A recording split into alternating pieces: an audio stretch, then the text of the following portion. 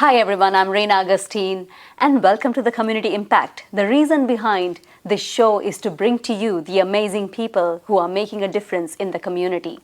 My guest today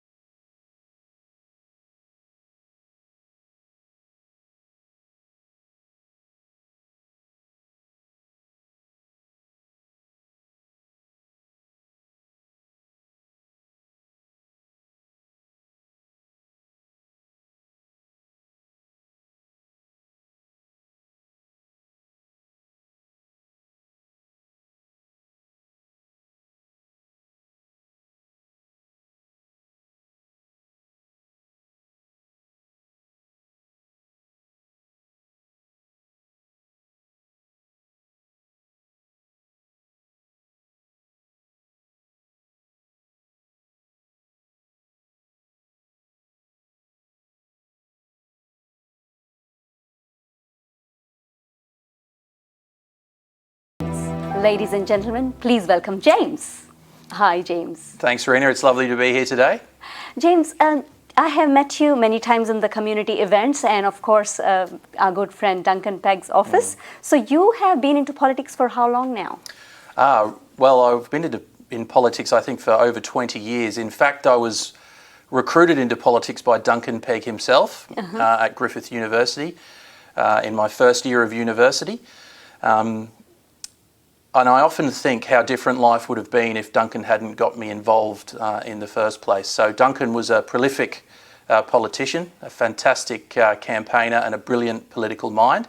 And he recruited me from the Young Labor Club into the student union campaign that we ran at Griffith University in 2000 and 2001. And I have to say, if I hadn't met Duncan, I think perhaps right now I would be perhaps an accountant or who knows. But I'm very glad that I met Duncan and got involved in politics. It's given me the opportunity to really give back to the community, and it's also given me the opportunity to the values and the things that are important to me to really try and put them into practice. And I really feel I've been doing that side by side with Duncan for many years now. Obviously, it's very sad that he's not here. And I'd probably start by acknowledging that it's a strange time to be involved in a by-election and a political campaign, but I'm doing exactly what Duncan would have wanted me to do. Absolutely. Working as hard as I can. So getting on with the job of the campaign and yeah. And you're doing amazing. James, when you mention saying that doing something for the community, what do you mean by that? Well, if you have a look at, again, going back to Duncan when he was first elected in 2015, politics, obviously there's political parties, but also there's the work of the local member and what they do in the community. Now, I was saying earlier today when I was speaking to some people on the campaign trail that Duncan, it was very easy to work for Duncan because he didn't actually have a very big ego. So when I was going to work, it wasn't so much working for Duncan, it was really just working for the community. And you would have seen Duncan at many, many community events, and I was always there behind the scenes helping where Duncan had issues, and I would go off and work on one problem or work on another problem, help a community group to get a grant, try to help different community groups get assistance with governments by contacting, assistance through ministers' offices by contacting the right people. So working, using the office of the local MP for the benefit of the community has really been what I've been involved in for the last 7 years since Duncan was first elected. And it's a very rewarding feeling when your job really is helping people. Helping people, exactly, yes. Yeah. Yes. So the by-elections are just nearby? That's right. So for people in Stretton, it's obviously important that they know that the by-election's on the 24th of July. So not too long to go now. It'll be just an election for Stretton, and interestingly, because of the way it happened, with Duncan passing away in office, the election date was selected by the ECQ, so it's not too far away actually, the 24th of July, and people will have the option of voting in person at the local schools, or alternatively they can do a postal vote. They can apply online for a postal vote, and there'll also be pre-polling open at in Leroyd Road in Acacia Ridge, and that'll be open from the 12th of July, so next Monday. James, you are a migrant. Yes, that's right. I just found that out now. I know you for a long time, so tell me more. So my family emigrated to Brisbane from the United Kingdom, from London, in 1989. So I was 8 years old at the time, and my parents made the decision to, like many families who come to Australia, they wanted a better life, and they always say that it's the best decision they ever made. I don't know where I'd be if I was back there in London right now. I'm very glad to be in Brisbane, especially with the COVID situation as well. But I think coming to Australia really gave us some amazing opportunities, and also my story is very, very similar to everyone's story in Stretton especially, and you would have heard Duncan say many times, Stretton's the most multicultural community in the whole of Queensland. So my story is very similar to other people's, and one thing I would say though, it was a little bit easier for me because I didn't have to learn a new language when I arrived. English. Exactly. So made it easier. Absolutely. Yes. So you are a part of the most multicultural part of Queensland. So how does that feel? It feels great. So I really think, working in the Stretton electorate office is fantastic because our group is so multicultural. What you find is we do have a lot more groups and organisations who are based in the Stretton electorate or have members who live in the Stretton electorate from every different ethnicity, every different religion, every different group. They're all here in Stretton, and they're all really working. If you look at what they're all doing their own thing, but it's all very similar actually. They're all working for the benefit of their community, and by doing that, they're benefiting everyone. So it's really a multicultural success story, Stretton. If you look at even the census data, so we do have the most multicultural electorate, but we also have higher than average outcomes for education. So on average, people in Stretton have a higher level of education. On average, incomes are higher. It's a successful community, and it's a vibrant community, and also it's great because not only do you get to celebrate Christmas, you get to celebrate Diwali, Eid, the many different festivals you can think of. Chinese New Year. So that's an added perk as well. Not to mention the food. Yes, absolutely. Variety. Plenty of variety, and Duncan would say all the time, you can eat your way around the world in Stretton. That's correct. We tried our best. Yes. So James, every community has a problem, right? And and it's very hard to communicate and convince them to do, ask them to do what you really want them to do, right? Myself, I'm from a migrant background, and coming from a different culture, different tradition. You live, you are from the Stretton area, the most multicultural part of Queensland. So when a problem arises, how do you look after each culture? Well, the most important part actually, Rena, is that every group, every community group, every member of the community, no matter what background they're from, should really have a feeling, they should really know that the local MP's office is there to serve them, whoever they are. And the MP's office is a place where they can come and get assistance with all levels of government. So they might have an issue that's with a school or a road or a police, or sometimes it's visa issues. They should feel that they can come to the Stretton electorate office for help. Now, what we can do there is then we can contact local ministers' offices for further advice and further assistance, and that happens quite often. Just recently, earlier this year, we had a gentleman came in who was having issues with cataract surgery for his eyes, and he was registered as assessed as a Category 3, but his optometrist advised he was a Category 1. And working in Duncan's office, we were able to bring that to the attention of the Minister's office, and they moved things around quite quickly and got his surgery brought forward. So those are things that we can do in the local MP's office, and that we do for everyone. And another aspect of that is of course, providing assistance to people with different language backgrounds. So if they do speak a different language, we do have Queensland Government interpreters who can assist. But quite often they'll come in with their son or daughter or a relative or someone who can help. And there's people in our office as well who can speak a few different languages. We have a Korean speaker and a Mandarin speaker as well. Wow. So should I put it this way, that if the community has an issue, they can come and put that issue to the local MP and he can find a solution, or send him or her to the place where they can find a solution? That's right. It's a bit like a clearinghouse, so it's a central point of contact.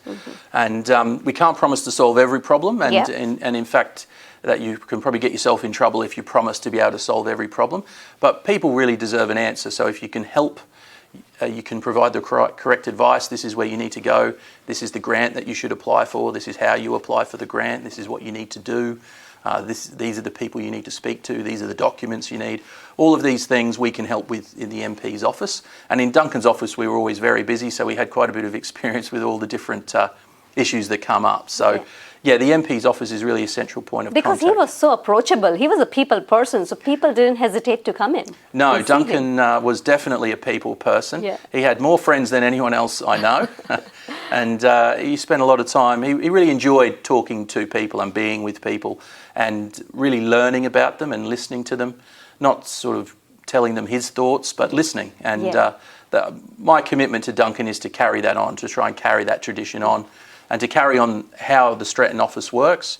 And really the philosophy behind it is that the MP, I mean, they are a leader, but first they should be a servant. So it's about being a servant of the community. So politics is not easy.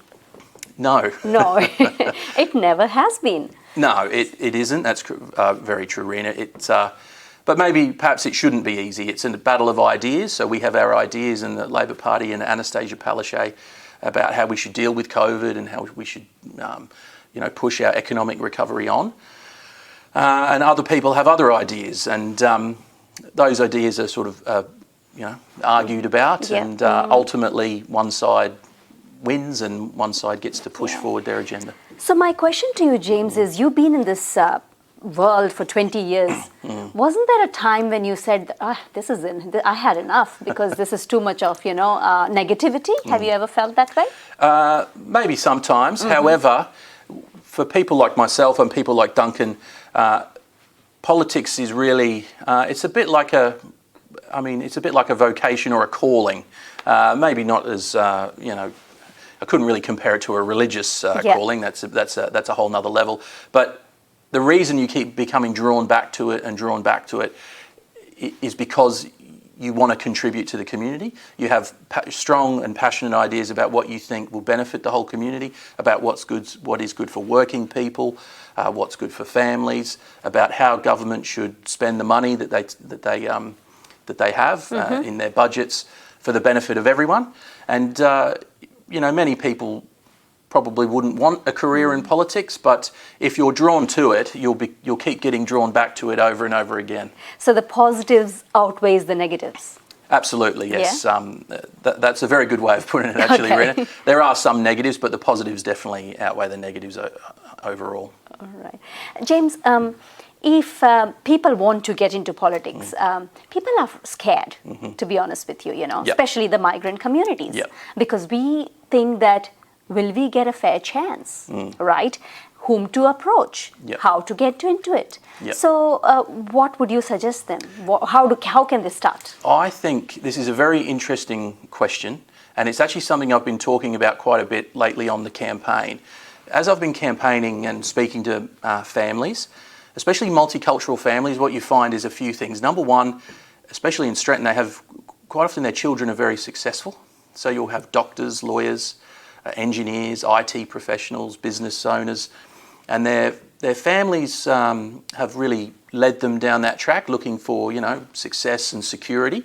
And politics perhaps hasn't really been part of that conversation, whereas I think it really should be. I think if there's any mums and dads watching, and maybe their kids, they've got a little bit of a passion in them about politics, that you could encourage that passion and get them involved in their local branch of their local political party. Obviously, I would prefer they would come to join the Labor Party. I think that would be fantastic, the Stretton branch.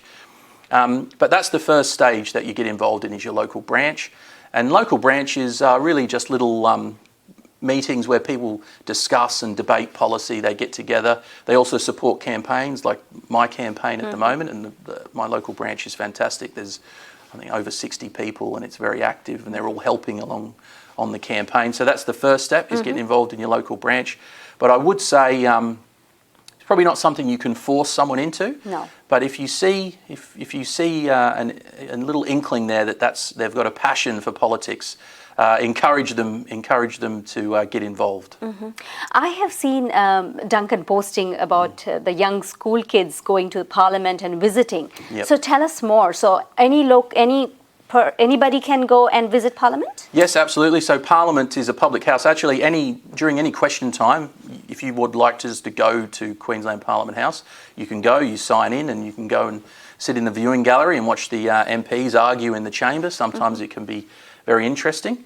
So I'd encourage anyone to go along. But Duncan and myself used to give, and we'll still continue, hopefully, to give school tours.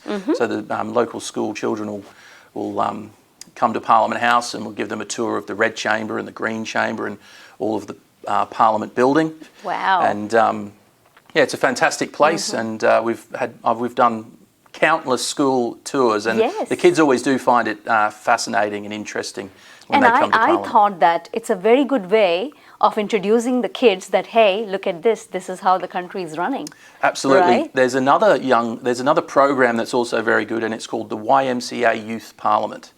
And that's open to school children who would like to apply to be involved. And basically, a young person is selected from each electorate in Queensland.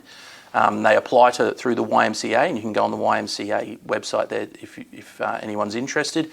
And yeah, they can apply to be the youth member for that area. So the young girl who's working in our office now, who Duncan employed, Emily Kim, she was the YMCA youth member for Stretton, I think about 3 years ago. Oh, wow. And yeah, she really then decided that she wanted to pursue politics. And now she's working in Duncan's office, and she's already a very valuable member of the team. Yes, I've met her. She's amazing, amazing. So a youngster is interested to get into politics, and they have no idea what to do. So where do they go?